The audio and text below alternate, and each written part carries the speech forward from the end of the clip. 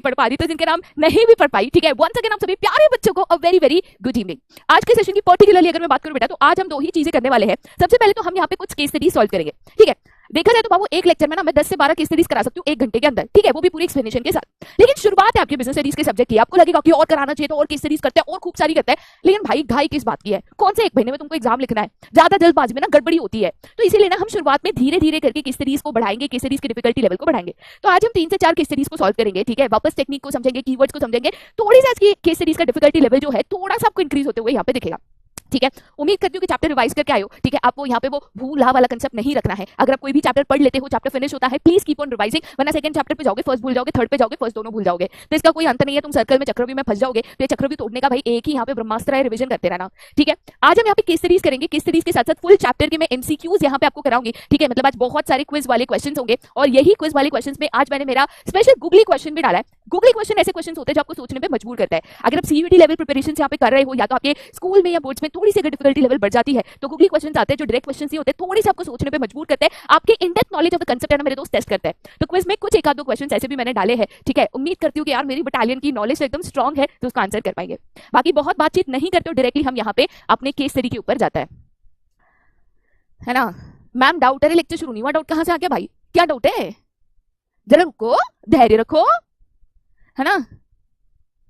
चलो भाई, ओके तो सबसे पहले हम यहाँ पे केस स्टडी के ऊपर जाते हैं, ठीक है। पहले अगर आप केस स्टडी देखोगे तो इस केस स्टडी में आपके 2 क्वेश्चंस पूछे गए हैं। हमेशा याद रखना, रिवर्स अप टेक्निक आप अपनाओगे, पहले क्वेश्चंस को पढ़ोगे, उसके बाद आप केस के ऊपर जाओगे, ठीक है। जो बच्चे आज पहली बार जुड़े हैं या पहले उन्होंने मेरे साथ केस स्टडी सॉल्व नहीं किया है, उनके लिए रिपीट कर रही हूं भाई, तुम कभी भी केस स्टडी सॉल्व करो, रिवर्स अप टेक्निक जाना है, मतलब तुम्हें उल्टा चलना, पहले क्वेश्चंस पढ़ना है फिर केस को यहाँ पे पढ़ना है। अब इसमें 2 क्वेश्चंस पूछे हैं, identify and explain the management level at which he works. तो 3 लेवल ऑफ मैनेजमेंट थे, टॉप, मिडिल एंड सुपरवाइजरी, तीनों में से कौन से लेवल पे वो काम करता है। दूसरा also list other responsibilities he has eight this level. अच्छा, अदर रिस्पांसिबिलिटीज बोले तो क्या, समझाती हूँ, धीरे धीरे एक एक करके क्वेश्चन करते हैं, पहले तो लेवल पहचान लेते हैं, ठीक है। चलो अब क्वेश्चन के ऊपर जाते हैं। क्वेश्चन कहता है mister Mehta is the general manager of fast life, speaker and amplifier manufacturing and selling company. अब बहुत मेरे होशियार बच्चे होते हैं, वो सोचते हैं यार पूरा क्वेश्चन पढ़ना तो टाइम वेस्ट है, हम क्या करते हैं, हमने देख लिया ना कि वो जनरल मैनेजर है, तो हम यहाँ पे डायरेक्टली लिख देते हैं कि यहाँ पे टॉप लेवल मैनेजमेंट की बात करी है। लेकिन अगर आप केस स्टडी में ये घाई गड़बड़ी का काम करते हो, आधा अधूरा क्वेश्चन पढ़कर आंसर लिखते हो ना मेरे दोस्त, खतरों के खिलाड़ी बन रहे हो आप, ठीक है। अगर पूरा क्वेश्चन पढ़े तो काफी बार क्वेश्चन चेंज हो जाता है, आंसर चेंज हो जाता है, काफी बार आपको कंफ्यूज करने के लिए ही ऐसे स्टेटमेंट शुरुआत में डाले होते हैं। तो कभी भी गलती नहीं करना कि 2 लाइन पढ़ी और आपने आंसर दे दिया, पूरा केस पढ़ना ही पढ़ना है, ठीक है। So Mr. Mehta is the general manager of Fast Life, a speaker and amplifying manufacturer selling company. He supervises 20 departmental managers, each of whom supervises approximately 300 employees. तो Mr. Mehta 20 departmental managers को supervise करता है। ये 20 departmental manager 300 employees को यहाँ पे supervise करते हैं, ठीक है। Mr. Mehta enables all of his managers to make operational decision, but in some circumstances, such as if there is a conflict, he must intervene. If there is a quarrel between 2 department managers or an accident, Mr. Pachori immediately takes command of the issue to ensure a prompt and coordinated effort. मतलब अगर quarrel between 2 departments होता है, ठीक है, या तो accident होता है, तो मिस्टर पचौरी जो है इमीडिएटली कमांड लेते हैं और वो इशू को यहाँ पे सॉल्व करके कोऑर्डिनेट करता है। अब उन्होंने बोला ये कौन से लेवल पे काम करता है, ये माने दो मिस्टर मेहता कि मिस्टर पचौरी, किसकी बात कर रहे हैं। बड़ा ही कंफ्यूजन क्वेश्चन है, तो ऐसे केस में आपको क्या करना है। बहुत बार ऐसे होता है कि एक ही क्वेश्चन में 2 कंसेप्ट या 2 लोग या 2 पॉइंट्स की यहाँ पे बात करी होती है, और फिर हम कंफ्यूज हो जाते हैं कि पहला वाला लिखे कि दूसरा वाला। सिंपल लॉजिक अपनाना है तुम्हें बिजनेस स्टडीज में, first come first serve basis. अगर उन्होंने क्लियरली नहीं मेंशन किया है कि वो मिस्टर मेहता के बारे में पूछ रहे हैं या मिस्टर पचौरी के बारे में यहाँ पे पूछ रहे हैं, तो first come first serve basis पे आप यहाँ पे काम करोगे। आप यहाँ पे मिस्टर मेहता को कंसिडर करके चलोगे, और मिस्टर मेहता को यहाँ पे समझते हुए आपको बताना होगा कि मिस्टर मेहता जो है कौन से लेवल ऑफ मैनेजमेंट पे काम करते हैं, ठीक है। अभी आप बताइए मिस्टर मेहता जो है कौन से लेवल पे काम करते हैं, या which level of management mister Mehta जो है यहाँ पे ऑपरेट करते हैं। मेहता टॉप, अरे पूरा लिखो यार, हैं। चलिए, कुछ बच्चे कह रहे टॉप लेवल मैनेजमेंट, कुछ बच्चे कह रहे मिडिल लेवल मैनेजमेंट। अच्छा, करेक्ट आंसर की बात करें तो हमें लिखना है he works at top level management. अच्छा, इसका मैं एक्सप्लेनेशन भी दे देती हूं, ऐसा क्यों, ठीक है। इसके 2 रीजंस है जो मैं आपको यहाँ पे बताना चाहूंगी। सबसे पहला कीवर्ड है कि mister Mehta is the general manager of the company, ठीक है। अब जनरल मैनेजर जो है वो मोस्ट केसेस में टॉप लेवल मैनेजमेंट पोजीशन होती है। जनरल मैनेजर मतलब पूरे कंपनी का मैनेजर, तो पूरे कंपनी का मैनेजर जनरल मैनेजर मतलब वो एक टॉप लेवल पोजीशन हो गई। बट फिर भी बच्चों को कंफ्यूज हो जाता है कि ma'am departmental manager general manager में क्या फर्क है। तो मेरे दोस्त और एक हिंट यहाँ पे उन्होंने दिया था, सेकेंड हिंट उन्होंने क्या दिया था, ही सुपरवाइजेस 20 डिपार्टमेंटल मैनेजर्स, ठीक है। वो 20 डिपार्टमेंटल मैनेजर्स को सुपरवाइज करते हैं। तो ये जो डिपार्टमेंटल मैनेजर्स है मेरे दोस्त, डिपार्टमेंटल मैनेजर्स यहाँ पे मिडिल लेवल मैनेजमेंट हो जाता है, जैसे मैंने आपको बताया था। ये मिडिल लेवल मैनेजमेंट जो है डिपार्टमेंटल हेड जो होता है, मार्केटिंग के मैनेजर, एचआर के मैनेजर, फाइनेंस के मैनेजर एंड सो ऑन, इनके बॉस, तो मिडिल लेवल का बॉस बने तो टॉप लेवल मैनेजमेंट हो गया ना। तो मेरे को उन्होंने 2 हिंट्स दिए जो कि बता रहा है कि मिस्टर मेहता जो है वो टॉप लेवल मैनेजमेंट पे यहाँ पे काम करता है, ठीक है। अब उन्होंने क्या कहा, also list other responsibilities he has to fulfil at this level. Other responsibilities मतलब केस में कुछ रिस्पॉन्सिबिलिटीज गिवन है कि एक तो यहाँ पे मिस्टर मेहता का काम है डिपार्टमेंटल मैनेजर्स को सुपरवाइज करना, दूसरा उनका काम है यहाँ पे ऑपरेशनल डिसीजन है, जब भी डिपार्टमेंट में झगड़े होते हैं तो उसमें यहाँ पे इंटरवन करना। मतलब ये 2 जिम्मेदारियां छोड़ के जो क्वेश्चन में ऑलरेडी गिवन है, जो रिस्पॉन्सिबिलिटीज ऑलरेडी स्टेटेड है, वो मत लिखना। उसके अलावा अदर रिस्पॉन्सिबिलिटीज जो टॉप लेवल मैनेजमेंट यहाँ पे परफॉर्म करता है वो आपको बतानी है। ये क्वेश्चन जनरली आता है मेरे दोस्त 4 मार्क के लिए, ये क्वेश्चन जनरली आता है 4 मार्क्स के लिए। 1 मार्क आपको मिलता है आइडेंटिफिकेशन का, 3 मार्क मिलता है आपको यहाँ पे रिस्पॉन्सिबिलिटी स्टेट करने का, ठीक है। 3 मार्क रिस्पॉन्सिबिलिटीज के लिए है, तो मुझे मिनिमम 3 रिस्पॉन्सिबिलिटीज लिखनी है। अगर आपके पास टाइम है तो आप और एडिशनल पॉइंट्स यहाँ पे लिख सकते हो, ठीक है। चलिए यहाँ पे आंसर क्या लिखेंगे, तो हम लिखेंगे the other responsibilities of top level management are as follows, ठीक है। और आपको यहां पे लिखना है 1 framing plans and policies for overall organisation, 2 responsible for survival and growth of the organization, ठीक है। उसके अलावा 3rd पॉइंट आप यहां पे क्या लिख सकते हो, हाँ जी ईशानी, आप रिसोर्सेज भी लिख सकते हो, that is arranging all the required resources for the organization, ठीक है बेटा। एनी 3 to 4 पॉइंट्स आप यहाँ पे लिख सकते हो, आप लियासन विद आउटसाइड वर्ल्ड लिख सकते हो, आप analysing the business environment and understanding its impact लिख सकते हो। एनी 3 to 4 पॉइंट्स जो है आपको यहाँ पे मेंशन करने हैं। क्लियर है मेरे दोस्त? मैम एक्सप्लेनेशन भी देना है क्या? नहीं, एक्सप्लेनेशन नहीं देना है, क्योंकि यहाँ पे रिस्पॉन्सिबिलिटीज में जो आप पॉइंट लिखते हो वो सेल्फ एक्सप्लेनेटरी है, इसका कोई और डिटेल एक्सप्लेनेशन आपको नहीं देना है, ठीक है। हाँ, अगर यहाँ पे क्वेश्चन में ये गिवन है identifying explain the management level eight which he works, तो ऐसे केस में टॉप लेवल मैनेजमेंट का आप एक्सप्लेनेशन दे सकते हो, ठीक है। टॉप लेवल मैनेजमेंट जो है, टॉप लेवल मैनेजमेंट का आप 2 लाइन में एक्सप्लेनेशन दे सकते हो कि टॉप लेवल मैनेजमेंट मतलब ऐसे लोग कंपनी में जिनके पास सबसे ज्यादा हाईएस्ट अथॉरिटी होती है, जो कंपनी में मेजर डिसीजन यहाँ पे लेता है। ये 2 लाइन में आप इसका एक्सप्लेनेशन लिख सकते हो, ठीक है।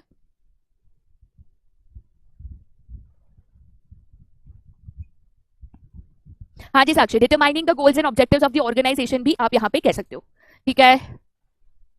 हाँ जी Harsh, responsibilities and functions of top level management are one and the same, ठीक है। चलो भाई आगे जाते हो बेटा, फिर टू द नेक्स्ट क्वेश्चन। उम्मीद करती हूँ क्वेश्चन बेटा सबको समझ में आया।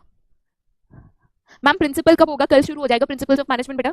चलिए कुछ यहाँ पे डाउट्स देख लेती हूँ। Ma'am handwritten notes enough है क्या? शिवम हैंड रिटन नोट्स और कंपाइल नोट्स आपके रिवीजन के लिए मोर देन इनफ है, ठीक है। बट अगर एग्जाम में आपका 4 मार्क्स 6 मार्क क्वेश्चन आते हैं तो उसका एक्सप्लेनेशन आपको डिटेल में लिखना है, किस तरीके से आंसर फ्रेम करने हैं, इसके लिए ऑलरेडी हम आपको टेक्स्ट बुक्स दे चुके हैं जो आप रेफर कर सकते हो। मैम आज स्कूल में टेस्ट था, मैंने 6 मार्क का केस स्टडी बिल्कुल आपके बताए मेथड से किया, बट मुझे सिर्फ 2 नंबर मिले और मेरे आंसर में कुछ गलत भी नहीं था, प्लीज हेल्प। अच्छा हिमांशु आप मेरे को एक फोटो भेज देना, ठीक है। आपका जो भी टेस्ट था, वो टेस्ट पेपर का जो आंसर लिखा था, जो क्वेश्चन था, उसका मेरे को एक फोटो आप भेज देना। वो फोटो देख के मैं चेक कर पाऊंगी कि भाई कहाँ गलती हो गई और आपके मार्क्स क्यों कट गए। ऐसा तो मैं नहीं बता पाऊंगी कि आपके मार्क्स यहाँ पे क्यों डिडक्ट हुए हैं। मैम एक्सप्लेन सेकंड पॉइंट, किसका सेकंड पॉइंट एक्सप्लेन करना है रिमझिम बता दीजिए। मैम नेक्स्ट मंथ मेरा एग्जाम है स्कूल में और उसमें बिजनेस के 2 चैप्टर्स आने वाले हैं, तो मैम मैं कैसे प्रिपेयर करूँ प्लीज टेल मी। तनिष्क का फर्स्ट चैप्टर तो ऑलरेडी कंप्लीट कर चुके हैं, ठीक है। सेकंड चैप्टर भी आपका यहाँ पे नेक्स्ट मंथ तक कंप्लीट हो जाएगा। सेकंड चैप्टर के लिए भी 5 to 6 लेक्चर्स लगेंगे, दैट इज 3 वीक्स, ओके। तो आपका सेकंड वीक भी मतलब सेकंड चैप्टर भी कंप्लीट हो जाएगा। उसके पहले अगर आप कंप्लीट करना चाहते हो तो हमारी 1 शॉट सीरीज भी यूट्यूब पे शुरू हो रही है, आप वो 1 शॉट सीरीज को रेफर करके भी आपकी तैयारी फिलहाल के लिए आपके टेस्ट तक के लिए कर सकते हो, ठीक है। बाकी रिविजन के लिए बेटा नोट्स रेफर कर लेना, मोर देन इनफ हो जाएगा। मैम इस बार के परिश्रम बैच में हर सब्जेक्ट के लिए इतना कम क्लास क्यों है? अकाउंटेंसी का भी सिर्फ 3 क्लास है वीक में, बीएसटी और इको का 2 क्लास है। मैम क्लासेस इंक्रीज करवाइए।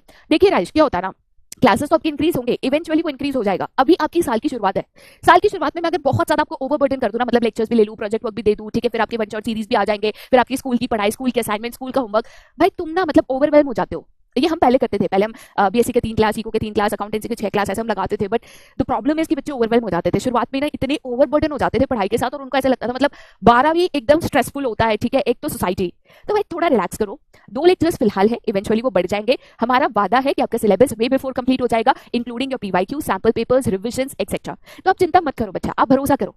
आपको हम पहली बार पढ़ा रहे हैं, बट हम सालों से पढ़ाते आ रहे हैं, और हमारा हर डिसीजन सिर्फ ये सोचकर होता है कि भाई बच्चे के लिए क्या अच्छा होगा, ठीक है। मैम आई लव यू, मैं क्या 90 प्लस स्कोर सकता हूँ? अगर डीपीपीस नहीं कर रहा हूँ तो दिक्कत होगी। सनी देखो, डीपीपीस होते हैं आपकी प्रैक्टिस के लिए। कोई भी थ्योरी सब्जेक्ट में अच्छे मार्क्स लाने के लिए आपकी राइटिंग स्पीड, आंसर फॉर्मेशन बहुत जरूरी होता है। डीपीपीस प्रैक्टिस करोगे तो तैयारी बेहतर होगी, नहीं प्रैक्टिस करोगे तो तैयारी कम होगी, एंड में स्ट्रेस आएगा। तो हो सके टाइम मिले तो डीपीपीस की प्रैक्टिस प्लीज करिएगा, ठीक है। मैम बिजनेस स्टडीज का पूरा सिलेबस कब तक कंप्लीट हो जाएगा? एक अक्टूबर नवंबर तक आपका सिलेबस कंप्लीट हो जाता है, या उसके पहले हो जाता है रादर, ठीक है। मैम अगर वीक में 2 क्लासें होगी तो सिलेबस कैसे खत्म होगा? बिल्कुल खत्म होगा, बिल्कुल खत्म होगा, ये मेरा वादा है, ठीक है। मैम फर्स्ट क्वेश्चन के सेकंड पार्ट में उसके फंक्शंस बताने हैं ना? हाँ जी लाव्या, फंक्शंस, रिस्पांसिबिलिटीज, रोल्स, ये तीनों सेम होता है। तो अगर आपको roles of levels of management पूछे, रिस्पांसिबिलिटीज पूछे, फंक्शंस पूछे, ये वन ऑन द सेम है। आइडेंटिफाई एंड एक्सप्लेन दोनों है। हाँ जी बच्चा, आइडेंटिफाई एंड एक्सप्लेन दोनों है। तो आपको सिर्फ टॉप लेवल मैनेजमेंट क्या है वही एक्सप्लेन करना है कि top level management means people working in an organisation that have the highest authority in that organisation, they are responsible to take major decisions for the overall benefit of the organisation. बस इतना ही आपको लिखना है। नहीं वंशी, आपको ऐसे किसने बोला? मुझे पता नहीं कि आंसर पैराग्राफ से लिखना होता है, ठीक है। प्लीज मेरी बात मानना और प्लीज मेरी बात ध्यान से सुनना। बोर्ड एग्जाम में अगर आपको शॉर्ट नोट आता है, अगर आपको एक्सप्लेनेशन आता है, अगर आप पॉइंटर्स में आंसर लिख सकते हो, प्लीज प्रेफर दैट, ठीक है। आई हैव अ डाउट, तो खुशी पूछना है ना बच्चा, डाउट है तो बाबू आपकी मन की बात तो हम नहीं पढ़ पाएंगे ना बेटा। मैम एंटरप्रेन्योरशिप का क्लास करवाइए ना प्लीज जागृति, वो भी जल्दी शुरू हो जाएगा। सुपरवाइजरी तो लोअर लेवल मैनेजमेंट में होता है। हाँ जी, सुपरवाइजरी ऑपरेशनल दोनों लोअर लेवल मैनेजमेंट में होता है, लेकिन किसी का सुपरविजन करना मतलब किसी के ऊपर नजर रखना। तो टॉप लेवल मैनेजमेंट बॉस है तो मिडिल लेवल मैनेजमेंट को सुपरवाइज करता है, वो देखता है कि वो सही से काम कर रहा है नहीं कर रहा है एक्सेट्रा। देखो सुपरवाइजर एक पोजीशन है, सुपरविजन एक काम है, मतलब आप किसी को सुपरवाइज कर रहे हो। सुपरवाइज करने का मतलब होता है आप देख रहे हो कि वो इंसान सही से काम कर रहा है नहीं कर रहा है एक्सेट्रा, ठीक है। मैम कौन सा कोर्स बेस्ट है after 12th, like BBA, MBA, BCA और प्रोफेशनल? पहली चीज तो आप एमबीए आफ्टर 12th कर ही नहीं सकते, ठीक है, उसके लिए ग्रेजुएशन कंपलसरी है। दूसरा, कौन सा कोर्स बेस्ट है इसके ऊपर हम आपके लिए एक वीडियो बना देंगे, ठीक है, career options after 12th। But trust me, सभी के लिए कौन सा अच्छा कोर्स है वो वेरी करेगा, ठीक है। बट हाँ, मैं इसके ऊपर आगे जाके बात जरूर करूंगी। मैम पचौरी का कैसे पता चलेगा क्यों मिडिल लेवल पर है? पचौरी का इस तरीके से पता चलेगा कि कौन से लेवल मैनेजमेंट पे है। पहली चीज तो मिडिल लेवल पे है कि नहीं वो देखो। तुम यहाँ पे देखो उन्होंने क्या कहा है, mister Pachauri immediately takes command of the issue to ensure a prompt and coordinated effort. कब? If there is a quarrel between 2 departmental managers और एन एक्सीडेंट, ठीक है। तो 2 मैनेजर्स के बीच में अगर क्वारल है या कुछ एक्सीडेंट हो जाता है, तब जाकर मिस्टर पचौरी इमीडिएटली कमांड लेता है। तो ऐसे देखा जाए तो मिस्टर पचौरी भी टॉप लेवल मैनेजमेंट पे है, क्योंकि 2 डिपार्टमेंटल हेड्स अगर झगड़ रहे हैं और वो इंटरवन कर रहे हैं, मतलब उनसे हायर अथॉरिटी है। तो ऐसे केस में मिस्टर पचौरी भी यहाँ पे मिडिल लेवल मैनेजमेंट नहीं है, टॉप लेवल मैनेजमेंट ही है, ठीक है। चलिए एनीवेज बेटा आगे जाते हैं टू द नेक्स्ट क्वेश्चन, ठीक है, जो कि है आपका यहाँ पे case study number 2। Ma'am exam में आंसर कैसे लिखना है इसके ऊपर एक सेपरेट वीडियो बना दूंगी, जहां पे मैं आपको रियल आंसर शीट दिखाकर क्वेश्चन दिखाकर बता दूंगी कि how to write your answers, ठीक है। वैसे इसके ऊपर एक वीडियो ऑलरेडी यूट्यूब पे है कि टॉपर्स किस तरीके से अपने आंसर्स को एग्जाम में लिखते हैं, जिसकी वजह से उनको फुल मार्क्स मिलता है। बट इसके ऊपर एक वीडियो ऑलरेडी है, आप चाहो तो मैं वापस बना के आपको दे दूंगी, ठीक है। चलिए एनीवेज बेटा नेक्स्ट क्वेश्चन पे जाते हैं। क्वेश्चन कहता है determine the significance of management as mentioned above. ए बाबू तुम पहले मेरे को ये बताओ सिग्निफिकेंस का मतलब क्या होता है? तो सब लोग मिडिल लेवल क्यों बोल रहे हैं बेटा? गलत बोल रहे हैं, नहीं समझ में आया, कंफ्यूज हो गए थे बच्चे। कोई दिक्कत नहीं है, गलतियां करो यार, गलतियां करने से तो सीखेंगे, हम भी बड़ी करते थे।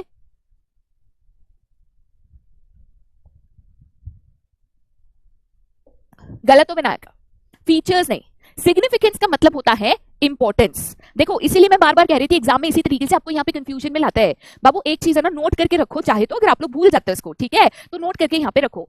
कभी भी अगर हम बात करते हैं फीचर्स, ठीक है, तो features characteristics they are one and the same, ठीक है। वहीं अगर हम बात करते हैं इंपॉर्टेंस, तो बाबू importance and significance are one and the same. तो एग्जाम में क्वेश्चन में कंफ्यूज करने के लिए वो लोग यही टेक्निक अपनाते हैं, वर्ड्स को इंटरचेंज कर देते हैं। जैसे इस केस स्टडी में पूछा आइडेंटिफाई द सिग्निफिकेंस, मतलब इंपॉर्टेंस ऑफ मैनेजमेंट के कुछ पॉइंट्स यहाँ पे केस में गिवन है, वो आपको आइडेंटिफाई करना है। अब ये कीवर्ड बेस्ड क्वेश्चन है, कीवर्ड बेस्ड क्वेश्चन को कैसे सॉल्व करते हैं ये हम अभी यहाँ पे सीखेंगे। बाबू बहुत इंपॉर्टेंट चीज है, ट्रस्ट में, कीवर्ड पहचानना इतना आसान नहीं होता, बट एक बार ये तकनीक को आप सीख गए, you can excel in keyword type case studies. Keyword type case studies क्या होती है? तो ऐसी केस स्टडीज जिसमें एक पर्टिकुलर वर्ड से या एक पर्टिकुलर हिंट से पता चलता है कि यहाँ पे कौन सा पॉइंट गिवन है, या इस केस में कौन सा इंपॉर्टेंस ऑफ मैनेजमेंट गिवन है। ये केस स्टडी मैं आपको सॉल्व करके दिखाऊंगी, कीवर्ड्स कैसे पहचानना है मैं आपको बताऊंगी, ठीक है। क्वेश्चन कहता है a mall floor manager is an excellent manager because he utilises all management functions to minimise the cost of maintaining his area.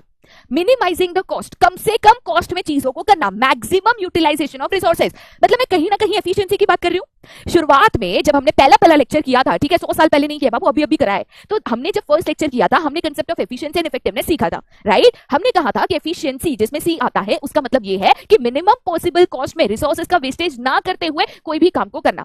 तो एफिशिएंसी वर्ड वाला मैनेजमेंट का एक इंपॉर्टेंस है, कौन सा पॉइंट है, कौन सा पॉइंट है, जरा आप मेरे को बता पाओगे प्लीज? सबसे पहले कौन सा पॉइंट में लिखूंगी, फर्स्ट इंपॉर्टेंस कौन सा दिखा? वेरी गुड रिद्धिमा, हाँ जी भूमिका, पूरा पूरा यहाँ पे आपको सेंटेंस लिखना है, हाँ जी। तो सबसे पहला इंपॉर्टेंस है that is management increases efficiency, ठीक है। अच्छा, अब क्वेश्चन को ध्यान से देखना है। Determine the significance of management as mentioned above. तो आपको जितने भी इंपॉर्टेंस के पॉइंट दिखेंगे ना सारे लिखने हैं। ऐसे नहीं बोला 2 लिखना है, 3 लिखना है, 4 लिखना है, जितने दिखे सारे लिखना है। तो एक एक सेंटेंस ध्यान से रीड करना। चलो यहाँ पे एक इंपॉर्टेंस मिला।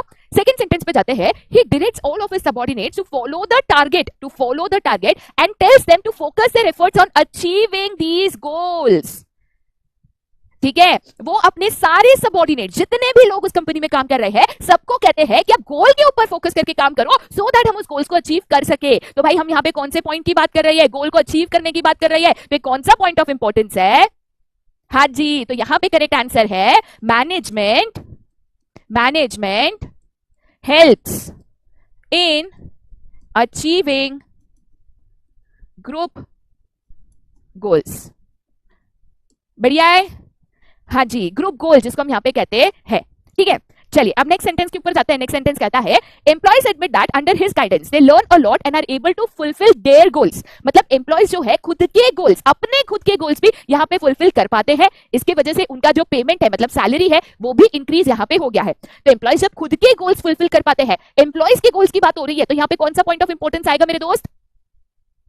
हाँ जी शुभ, एब्सोल्युटली करेक्ट। हाँ, तो करेक्ट पॉइंट होगा management helps in achieving personal goals of the employees. ठीक है, तो बेटा देखो इसी को यहाँ पे एक तरीके से कीवर्ड बेस्ड केस स्टडी कहता है। इसमें डायरेक्टली कोई पॉइंट या कोई कंसेप्ट नहीं है। एक एक कीवर्ड ढूंढते हुए आपको पहचानना पड़ता है कि कौन से सेंटेंस में कौन सा इंपॉर्टेंस हाईलाइटेड है। तो एक कीवर्ड था कि कॉस्ट को कम करना, तो मेरे को तुरंत याद आना चाहिए कि कॉस्ट कम करना मतलब एफिशिएंसी से जुड़ा पॉइंट इंपॉर्टेंस का कौन सा है? Management helps in increasing efficiency. दूसरा उन्होंने बोला सभी लोग मिलकर गोल की तरफ काम करो। एक तो सभी लोग मिलकर मतलब मैं ग्रुप की बात कर रही हूँ, टुवर्ड्स गोल मतलब गोल के अचीवमेंट की बात कर रही हूँ, तो management helps in achieving group goals. फिर उन्होंने बोला कि एम्प्लॉइज अपने खुद के गोल्स भी पूरे कर पा रहे हैं। एम्प्लॉइज के खुद के गोल्स मतलब उनके पर्सनल गोल्स, तो management helps in achieving personal goals of the employees as well. Clear है बेटा सबके लिए? ये वाला केस स्टडी क्लियर हो गया? चलिए बहुत बढ़िया। फिर हम आगे जाएंगे बच्चा नेक्स्ट केस स्टडी के ऊपर। देखो केस स्टडी जितना डिफिकल्ट लगता है ना उतना डिफिकल्ट एक्चुअल में होता नहीं है। इट इज जस्ट कि आपकी जो टेक्निक है वो मायने रखती है और आप कितने फोकस के साथ क्वेश्चन को रीड करते हो ना वो मायने रखता है। अब ये आ गया एक लंबा चौड़ा लेंथी केस स्टडी। ठीक है, एग्जाम में सीबीएसई बोर्ड से अगर बिलोंग करते हो, आखिरी के जो 2 क्वेश्चन आते हैं केस स्टडी के, आधे आधे पेज के क्वेश्चन होते हैं।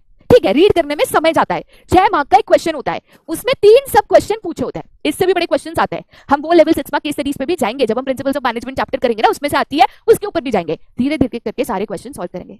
ठीक है, चलो भाई अब यहाँ पे क्वेश्चन सेकंड स्लाइड पे है। 2 क्वेश्चन पूछे हैं, मतलब ये 4 मार्क का केस स्टडी बनकर जनरली आता है। ठीक है, क्वेश्चन कहता है what type of goals does mister Karan discuss in a speech, what is the alternative term for this category of objective. 2 question है, एक तो गोल पहचानो और दूसरा उसका जो अल्टरनेटिव टर्म मतलब इसका और एक नाम है, दूसरा नाम भी है, वो भी बताओ कि इसका दूसरा नाम क्या है। ठीक है, सेकंड क्वेश्चन है Rohan works at what level of management. मतलब यहाँ पे 2 लोगों की बात करिए, एक मिस्टर करन और एक रोहन। तो मिस्टर करन कौन से ऑब्जेक्टिव या गोल के ऊपर फोकस कर रहे हैं वो बताओ, उसका दूसरा नाम बताओ, और मिस्टर रोहन जो है कौन से लेवल ऑफ मैनेजमेंट पे काम कर रहे हैं वो भी आपको बताना है। ठीक है, चलो अब केस के ऊपर हम यहाँ पे जाते हैं। केस कहता है the leading AC manufacturers are fresh air manufacturers. When they decided their goal, they decided to award a trophy to the best worker of the year. Rohan, a hard working employee, receives the best worker award. ठीक है, he is overjoyed मतलब वो बहुत खुश है। ठीक है, mister Karan the company's CEO delivers an emotional statement. He informs everyone in the room that the company will reach new heights this year. Their contributions will be enormous. He informs that sales should exceed cost. Sales should exceed cost this year in order to reduce companies' risk. As a result, companies' workforce quantity of products produced and sales turnover may all expand in the following years. The speech concluded with the labor union president promising that the company will have workers' complete support. एक second, question वापस पढ़ना। Mister करन का level of management नहीं पूछा, mister करन कौन से गोल या objective की बात कर रहे हैं। बाबू गोल बोला ना, तो गोल और ऑब्जेक्टिव यहाँ पे सिमिलर टर्म्स होते हैं। ठीक है, मैनेजमेंट के 3 ही ऑब्जेक्टिव्स हो सकते हैं, इनमें से एक के बारे में मिस्टर करन बात कर रहे हैं। हिंट ऑलरेडी हाईलाइट कर चुकी हूं, तो कौन सा ऑब्जेक्टिव है? मिडिल लोअर नहीं बोलना है बाबू तुमको, तुम पहले ये बताओ मिस्टर करन कौन से ऑब्जेक्टिव की बात यहां पे कर रहे हैं।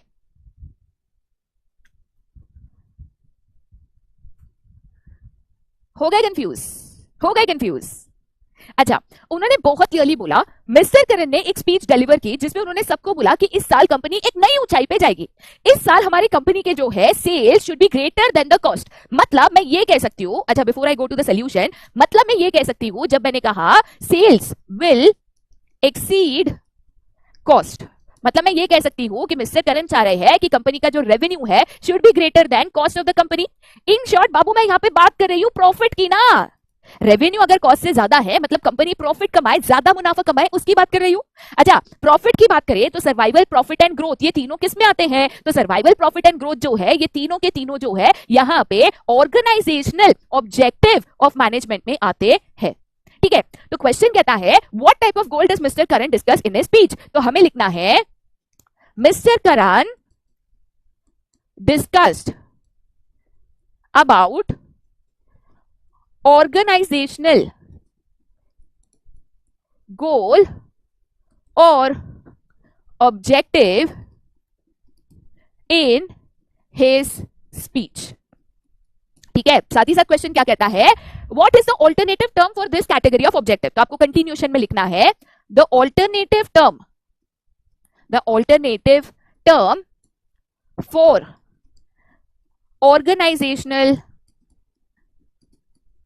ऑब्जेक्टिव इज, क्या बोलते हैं इसको? वेरी गुड रोनित, हाँ जी Shreya, yes Ujjwal, good Prince, हाँ जी अंकित, वेरी गुड भूमिका। तो इसका ऑल्टरनेटिव ऑब्जेक्टिव क्या है या नाम क्या है? तो इसको इकोनॉमिक ऑब्जेक्टिव ऑफ मैनेजमेंट भी कहा जाता है। हो सके तो आंसर कभी भी उसके जो इंपॉर्टेंट पॉइंट्स है उसको आपको अंडरलाइन या हाईलाइट यहाँ पे करना होता है, जिससे क्या होता है एग्जामिनर चेक कर लेता है ऑर्गेनाइजेशनल और इकोनॉमिक ऑब्जेक्टिव करेक्ट देके आपको मार्क्स दे देता है। ठीक है, ये आपका एक पार्ट ऑफ द क्वेश्चन यहाँ पे सॉल्व हो गया।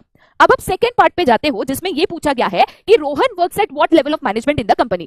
तो बेटा रोहन एक एम्प्लॉय था, एक वर्कर था, उसने अच्छा काम किया, उसको best worker of the year का अवार्ड भी मिला।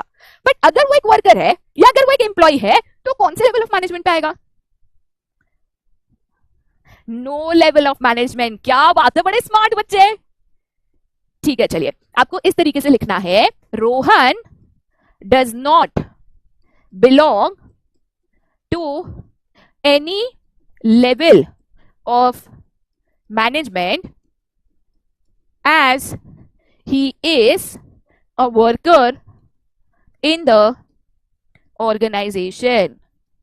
ठीक है, अगेन हो सके तो जो मेन पॉइंट है उसको अंडरलाइन कर देना, does not belong to any level of management, इतना आप यहाँ पे अंडरलाइन कर देना। एग्जामिनर इतना पढ़ के आपको मार्क्स वहां पे दे देता है। क्लियर है बच्चा सबके लिए?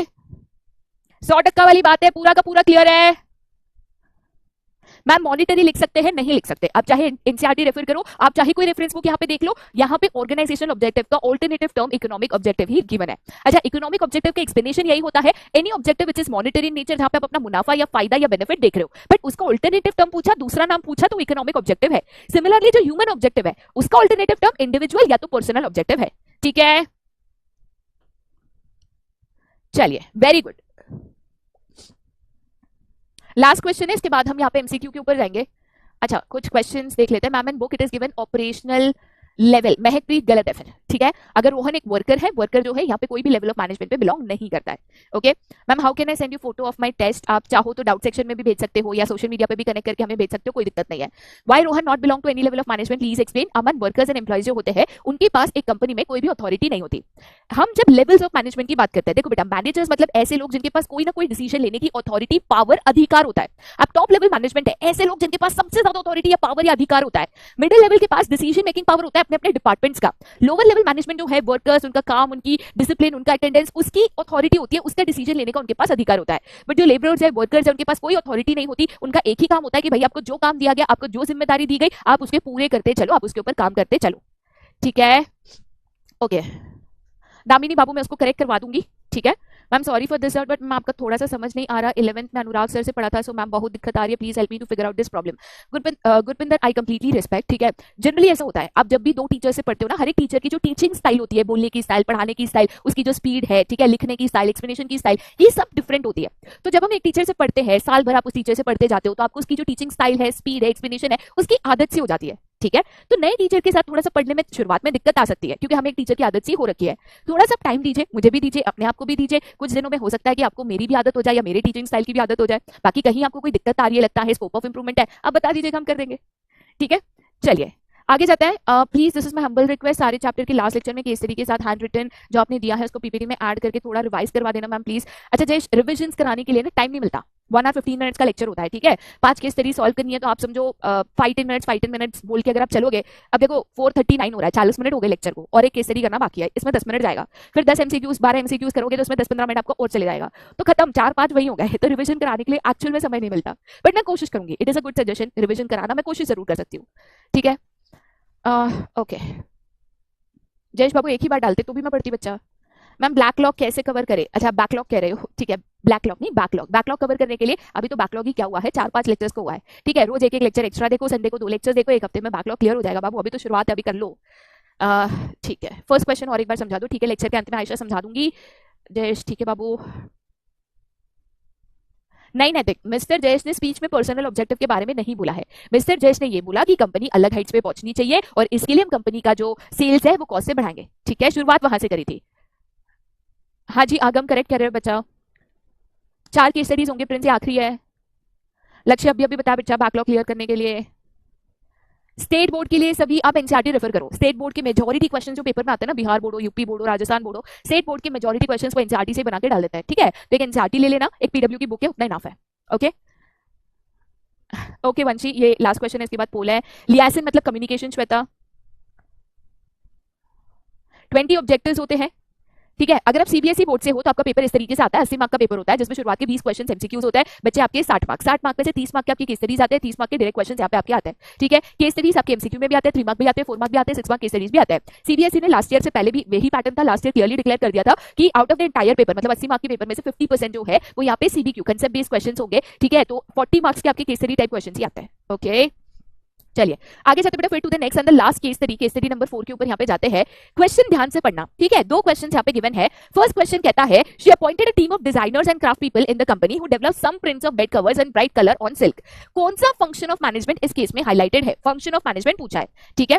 दूसरा क्वेश्चन कहता है, in the above case company's objective is to promote the sales of Indian handlooms and handicraft products, the above line focuses on which feature of management. अच्छा इस केस में मैं सच बोलूं, मतलब एकदम पक्का पक्का प्रॉमिस वाला बोलूं, केस पढ़ने की जरूरत नहीं है, क्योंकि उन्होंने आपको पूछा है कि इस स्टेटमेंट में कौन सा फंक्शन है, इस स्टेटमेंट में कौन सा फीचर है, ठीक है। बट तुम्हें डर लगता है होना सेफर साइड, क्वेश्चन फटाफट रीड करके चलने का। ओके क्वेश्चन बोलता है कि Sana is the branch manager of ABC handicraft limited, the company's objective is to promote the sales of Indian handlooms and handicraft product. यही वाला स्टेटमेंट उन्होंने हाईलाइट करके दिया है, ठीक है। It sells fabrics furnishing readymade and household items made out of traditional Indian fabrics. Sana decides the quantities, varieties, colors and texture of all the above items and then allocates resources for the purchase from different suppliers. She appointed a team of designers and craft people in the company who developed some prints for bed covers in bright colors on silk. Although the products looked very attractive and impressive, they were relatively expensive on the front of affordability for an average customer. अब देखो मुझे पूरा case पढ़ने का जरूरत नहीं था, but on a safer side आप पढ़ सकते हो, ठीक है। अब यहाँ पे जब मैं कहती हूँ शी अपॉइंटेड, मतलब उसने लोगों को नौकरी दी, बराबर। मेरी कंपनी है, मेरी कंपनी डिजाइनर प्रोडक्ट्स बनाती है, तो डिजाइनिंग प्रिंटिंग करने के लिए मैंने क्राफ्ट पीपल डिजाइनर्स को अपॉइंट किया। तो अपॉइंटिंग ऑफ पीपल, लोगों को काम देना, नौकरी में रखना, भाई कौन सा फंक्शन ऑफ मैनेजमेंट है, इसमें कोई कंफ्यूजन या सोचने की जरूरत नहीं है। केस स्टडी बड़ा क्वेश्चन है बट बहुत सिंपल है। The function of management, the function of management highlighted in the above case is staffing, क्योंकि स्टाफिंग ही तो लोगों के साथ डील करता है ना, कंपनी में लोगों की हायरिंग करना, काम करने के लिए एम्प्लॉयज को लाना, ये स्टाफिंग करता है। तो स्टाफिंग फंक्शन ऑफ मैनेजमेंट इस पर्टिकुलर स्टेटमेंट में हाईलाइटेड था, ठीक है। अब सेकंड क्वेश्चन उन्होंने क्या पूछा है, तो जब मैं सेकंड क्वेश्चन की यहाँ पे बात करती हूँ, उन्होंने बोला कि company's objective is to promote the sales of handicraft and handicraft products, ठीक है। मतलब कंपनी का यहाँ पे ऑब्जेक्टिव है कि इंडिया में जो हैंडलूम प्रोडक्ट्स है, जो इंडिया की कारीगरी है, हैंडीक्राफ्ट आइटम्स है, हम उसको प्रमोट करें, उसको हम बेचे, उसकी मार्केटिंग करें। ऑब्जेक्टिव माने तो क्या, मैंने आपको अभी बताता हूँ, ऑब्जेक्टिव एंड क्या सिमिलर है, ऑब्जेक्टिव एंड क्या सिमिलर है, हाँ तो objective and goal similar words है। तो यहाँ पे अगर फीचर की बात करें तो बहुत क्लियरली आप लिख सकते हो, the feature highlighted in the statement is management is a goal oriented process. Management क्या है, तो एक गोल ओरिएंटेड प्रोसेस है, ये one of the features of management है, जो इस पर्टिकुलर केस में यहाँ पे हाईलाइटेड है। इसको अंडरलाइन कर देना, स्टाफिंग को यहाँ पे अंडरलाइन कर देना, आपका आंसर यहाँ पे डन है, ठीक है बेटा। सबके लिए यहाँ पे क्लियर है, सारी केस स्टडी समझ में आ गई।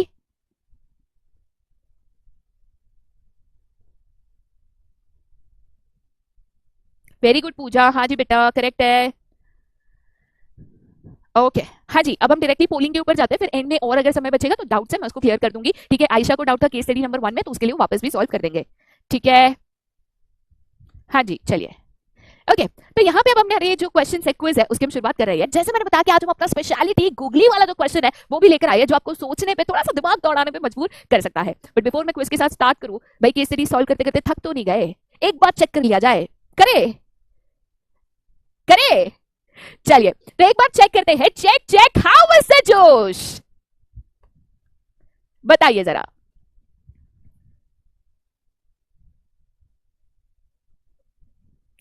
क्या ही बात है, मेरी तो बटालियन हमेशा मतलब ऐसे सुपर हाई जोश में ही रहती है। तो इसी सुपर हाई जोश के साथ हम कर रहे हैं सबसे पहले क्वेश्चन की शुरुआत। और क्वेश्चन पूछता है कि Jayaram is the marketing manager of a company that offers beauty and salon services to different clients.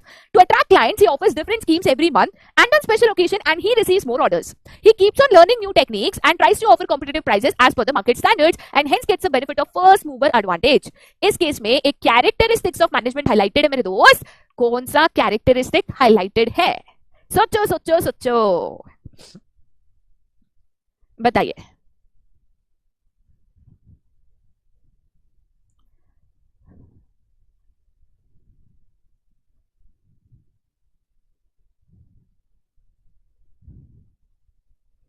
यार ये जो आग लगी है ना, ये आग को 500 पहुंचा दो तो मैं मतलब एक फोटो खींच लूं यार। मतलब कभी आग 500 तक की नहीं लगी है। अरे यार अभी तो 300 पहुंच गई, 305 हो गई। फोटो खींचने जा रही थी, सोच रही थी 500 होगी, अब तो कम होते जा रही है यार। ओफो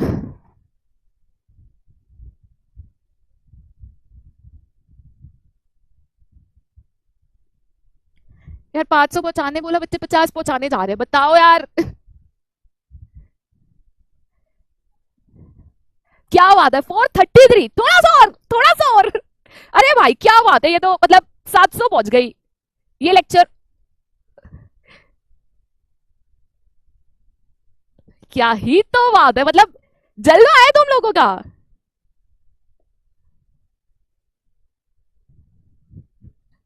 क्या बात है, क्या बात है, मतलब you all have my heart seriously. मैंने तो बस ऐसे ही हंसी मजाक में कह दिया था कि इसको 500 पहुंचा दो, बट तुमने तो भाई इसको 3000 ऑलमोस्ट पहुंचा दी है। Trust me, you all have my heart. ठीक है, मतलब मैंने बस बोल दिया था ऐसे ही, बट मुझे नहीं पता था कि मेरे बोलने पे भी इतनी सी चीज आप मतलब सच्ची में मेरे लिए कर दोगे। थैंक यू सो मच दिल से।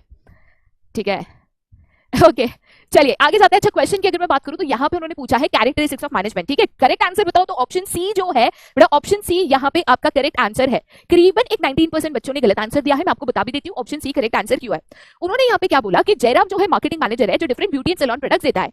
अब वो अलग अलग स्कीम्स हर मंथ लेते आता है, अलग अलग ओकेजन पे अलग अलग चीजें लेके आता है। मतलब वो समय के हिसाब से ना अपनी चीजें, अपनी स्कीम, अपने ऑफर्स, अपने टेक्निक्स बदलते रहता है। मैं आपको एक सिंपल सा यहाँ पे एग्जाम्पल देती हूँ। अब आज से ना कुछ साल पहले जब तेरे नाम मूवी आई थी, तो सलमान खान की वैसी वाली हेयर स्टाइल थी ना, ऐसे वाली तेरे नाम। तो भाई सब है ना अपने आप को सलमान खान समझते हो, ऐसी वाली हेयर स्टाइल रखने चले थे।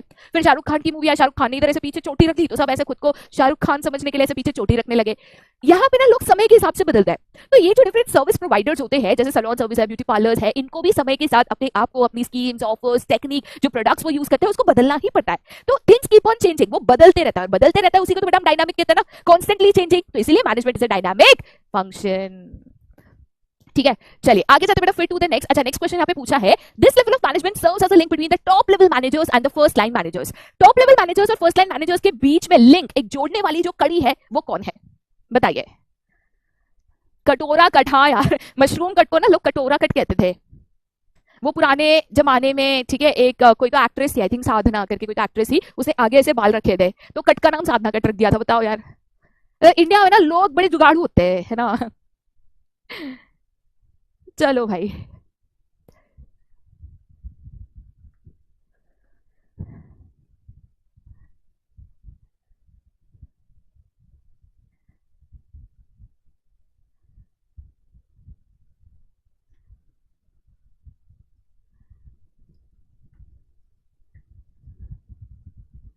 चलिए तो करेक्ट आंसर की बात करें तो अगेन ऑप्शन सी जो है ना, यहाँ पे आपका करेक्ट आंसर है। ठीक है, याद रखना बच्चा, फर्स्ट लाइन मैनेजर्स भी एक तरीके से लोअर लेवल मैनेजमेंट का दूसरा नाम है। ठीक है, आप लॉजिकली सोचो, फर्स्ट लाइन मतलब ऐसे लोग जो डायरेक्टली वर्कर्स के साथ कनेक्टेड होते हैं, वर्कर्स के लिए सबसे पहला पॉइंट ऑफ कम्युनिकेशन होता है, मतलब लोअर लेवल मैनेजमेंट। तो लोअर लेवल और टॉप लेवल मैनेजमेंट जो है, इन दोनों के बीच में एक सैंडविच मैंने कहा था, तो सैंडविच के बीच में एक जोड़ने वाली कड़ी कौन सी है? तो यस, वो आपका मिडिल लेवल मैनेजमेंट है।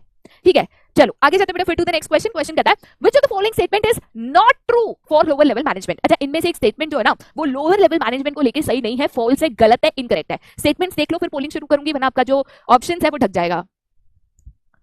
मैम पोल टैप नहीं हो रही है, अरे यार पोलिंग की दिक्कत आ रही है, प्लीज एक बार ही लॉगिन और रिफ्रेश करके देखना, ठीक है।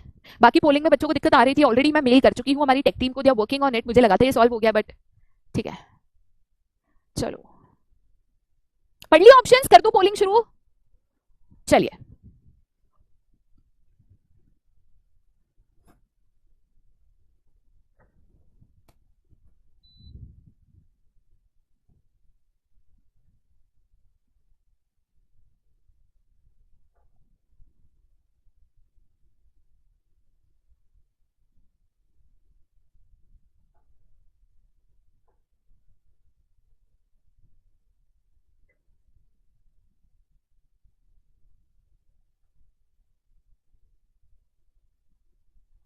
चलिए, तो यहाँ पे बेटा अगर मैं करेक्ट आंसर की बात करूं तो करेक्ट आंसर है आपका ऑप्शन ए, क्योंकि analysing the business environment and understanding its implication, ये काम तो कंपनी का जो टॉप लेवल मैनेजमेंट होता है, तो ये काम कंपनी का टॉप लेवल मैनेजमेंट यहाँ पे करता है, ठीक है। बाकी अगर आप क्वालिटी ऑफ आउटपुट की बात करो, ठीक है, वेस्टेज ऑफ रिसोर्सेज मतलब एफिशिएंसी की बात करो, सेफ्टी स्टैंडर्ड्स की बात करो, तो ये तीनों काम लोअर लेवल मैनेजमेंट करते हैं, इसलिए ऑप्शन ए जो है यहाँ पे आपका करेक्ट आंसर हो जाएगा। कुछ बच्चे धोखा खा गए यहाँ पे, ठीक है। चलिए आगे चलते बेटा फिर to the next question. Next question यहाँ पे पूछता है the authority responsibility relationship gives rise to dash in an organization। ये गूगली क्वेश्चन है भाई, ठीक है। अब देखते हैं ये क्वेश्चन के पोल के रिजल्ट देखने के बाद मेरा चेहरा ऐसा होता है कि ऐसा होता है, देखते हैं भाई। याद रखना ये गूगली क्वेश्चन है, क्वेश्चन ध्यान से पढ़ो। क्वेश्चन कहता है एक ऑर्गेनाइजेशन में जो अथॉरिटी रिस्पांसिबिलिटी रिलेशनशिप होती है उसकी वजह से ऑर्गेनाइजेशन में क्या बनता है, it gives rise to dash.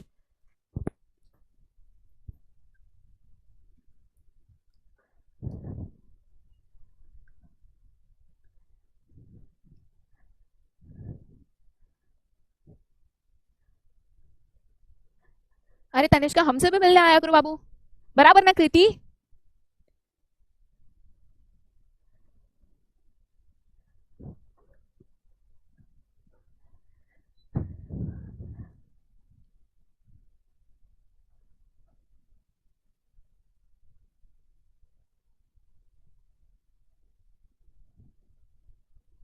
नैतिक रीलॉगिन और रिफ्रेश करके भी नहीं कर रहा है क्या बच्चा?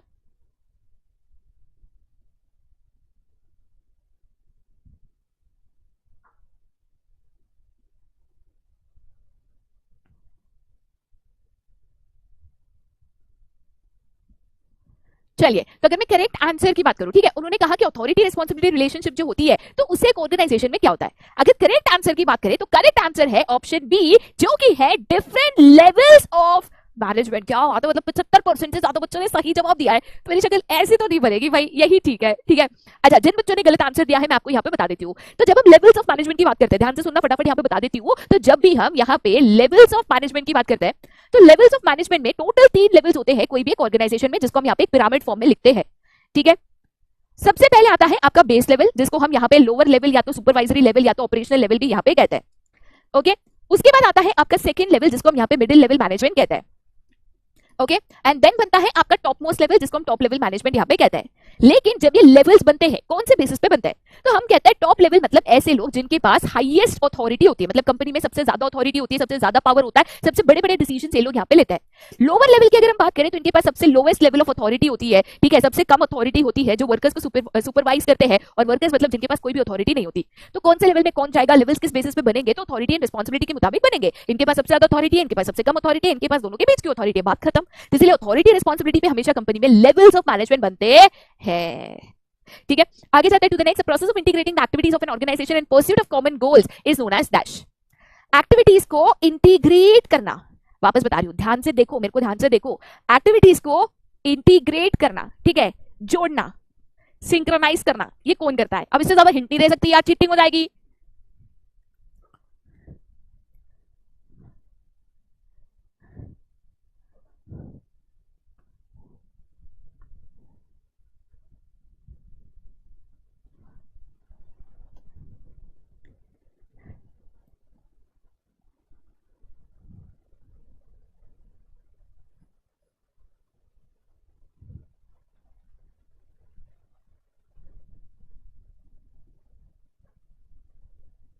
ओके नैतिक, मैं तो एक बार रिपोर्ट कर ही दूंगी, ठीक है, आप भी सपोर्ट पे इसको रेस कर देना। एक्चुअली मैंने ऑलरेडी मेल किया हुआ था आपके लास्ट लेक्चर के बाद। आज मैं लेक्चर के बाद वापस अपडेट ले लेती हूँ टेक्निकल टीम से।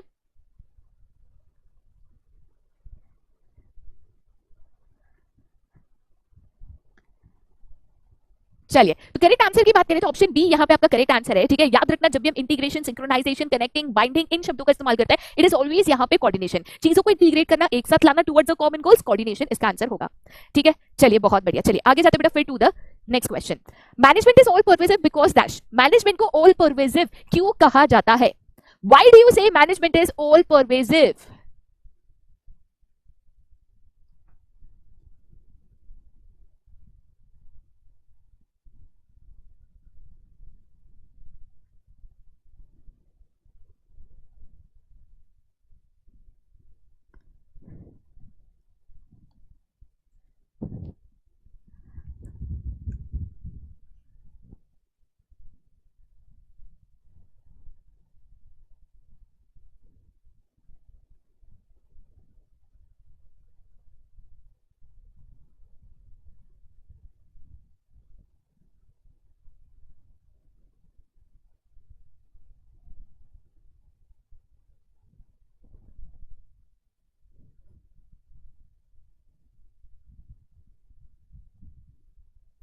ओके, तो करेक्ट आंसर की बात करें तो मैनेजमेंट ऑल परवेसिव है। ऑल परवेसिव का मतलब क्या होता है? तो ऑल परवेसिव का मतलब होता है प्रेजेंट एवरीवेयर, हर जगह यहाँ पे मौजूद होना, ठीक है। तो चाहे छोटे से बड़ा ऑर्गेनाइजेशन लो, sole proprietorship, joint company, private company, government company, हर जगह मैनेजमेंट मौजूद है। कोई भी लेवल ऑफ मैनेजमेंट की बात करो, top level, middle level, lower level, हर जगह मैनेजमेंट रिक्वायर्ड होता है। इसीलिए option C both A and D यहाँ पे आपका करेक्ट आंसर बन जाता है, ठीक है।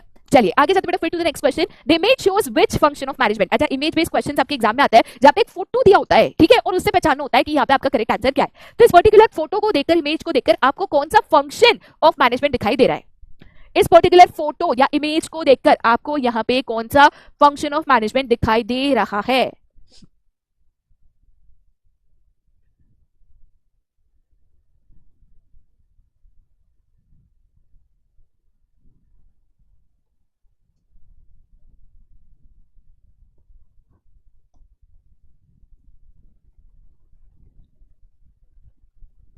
Image based question generally easy आता है। अगर आप प्रीवियस ईयर पेपर्स को एनालाइज करोगे, जनरली क्वेश्चंस इजी ही आते हैं। एक आध बार ऐसा कंफ्यूजिंग इमेज आया है, बहुत रेयर के सिनेरियो में, बट ये क्वेश्चन इजी आता है।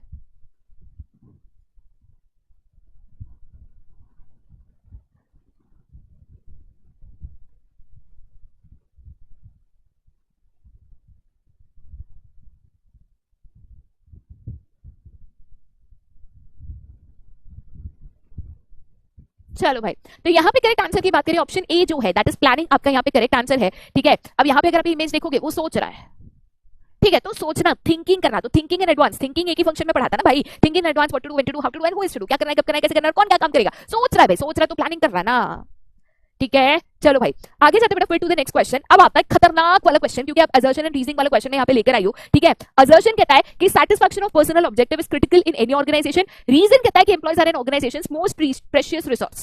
सिंपल क्वेश्चन है। असर्शन कहता है कि कोई भी कंपनी के लिए पर्सनल ऑब्जेक्टिव फुलफिल करना बहुत जरूरी है। रीजन कहता है कि कोई भी कंपनी के लिए एम्प्लॉयज उसके मोस्ट इंपॉर्टेंट रिसोर्स होता है। अब आपको बताना है दोनों correct and R is the correct explanation, दोनों correct and R is not the correct explanation, A is true, R is false, A is false, R is true, कौन सा करेक्ट ऑप्शन है भाई?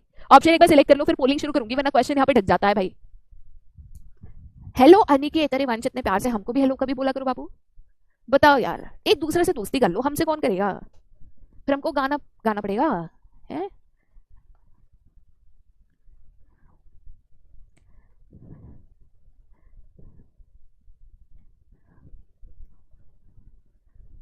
चलिए पोल की शुरुआत यहाँ पे करते हुए, हेलो आशा, हाय रिया,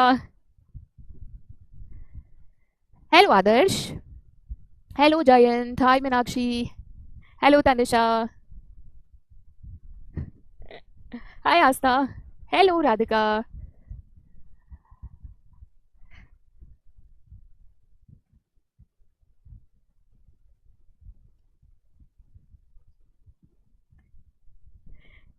चलिए, कोई ना, बाकी कोई हमसे दोस्ती करे ना करे, इतने प्यारे बच्चे हैं, वो तो कर ही लेते हैं। चलिए ओके, ओके चलिए करेक्ट आंसर की बाबू बात करें तो यहाँ पे आपको असर्शन रीजनिंग जब भी क्वेश्चन सॉल्व करना है टेक्निक चेंज नहीं करनी है, ठीक है। असर्शन कहता है कि satisfaction of personal objective is critical for any organisation, अपने एम्प्लॉइज को सैटिस्फाइड रखना, खुश रखना बहुत इंपॉर्टेंट होता है, तो पर्सनल ऑब्जेक्टिव्स इंपॉर्टेंट है, ये स्टेटमेंट यहाँ पे ट्रू है।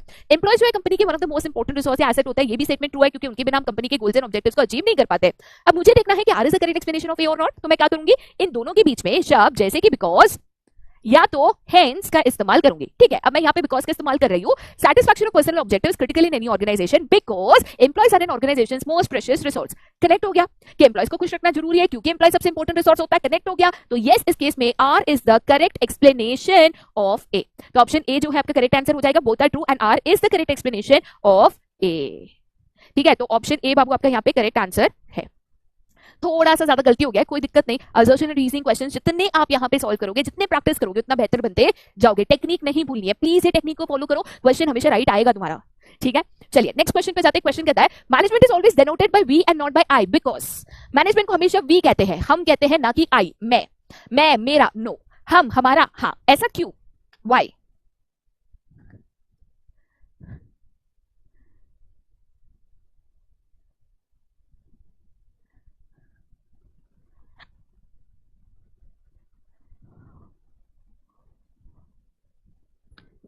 ऋषिका 5 मिनट जल्दी क्लास एंड करवा के क्या करोगे बाबू, समय बहुत कीमती होता है, 5 मिनट कम पढ़ना बड़ी दिक्कत होती है बच्चा, है ना।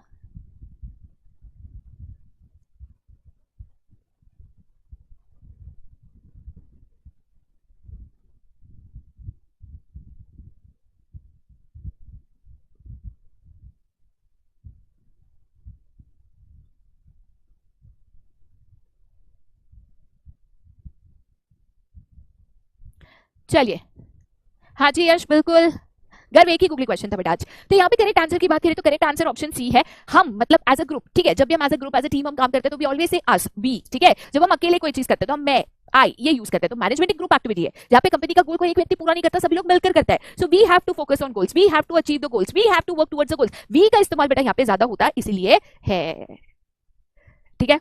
चलो भाई आगे जाते बेटा फिर टू द नेक्स्ट क्वेश्चन। ये क्वेश्चन यहाँ पे रिपीट हो गया था तो इसको मैं खत्म ही कर देती हूँ, ठीक है। तो यहाँ पे ना आज का लेक्चर एंड तो यही कर रही हूँ, फटाफट मैं यहाँ पे पहले लीडर बोर्ड देखना चाहूंगी, ठीक है। लीडर बोर्ड की बात करें तो यहाँ पे फर्स्ट प्लेस पे we have Prashant, then we have Samrat, Vaibhav, Anmol, Rudra, Ujjwal, Harsh, Badshah, Prasad, okay, Ishan as well as Pushpendra. तो हमारे आज के top 10 of the leader board है, ठीक है। बट मैं एक चीज सभी बच्चे जो यहाँ पे मेरे साथ जुड़े हुए हैं उनको कहना चाहूंगी, आप लीडर बोर्ड पे हो या ना हो, ठीक है, आपके सारे क्वेश्चन सही थे या कुछ गलत हो गए थे, एक चीज सबसे बेहतरीन होती है कि आप कोई ना कोई चीज यहाँ पे सीख के जाते हो।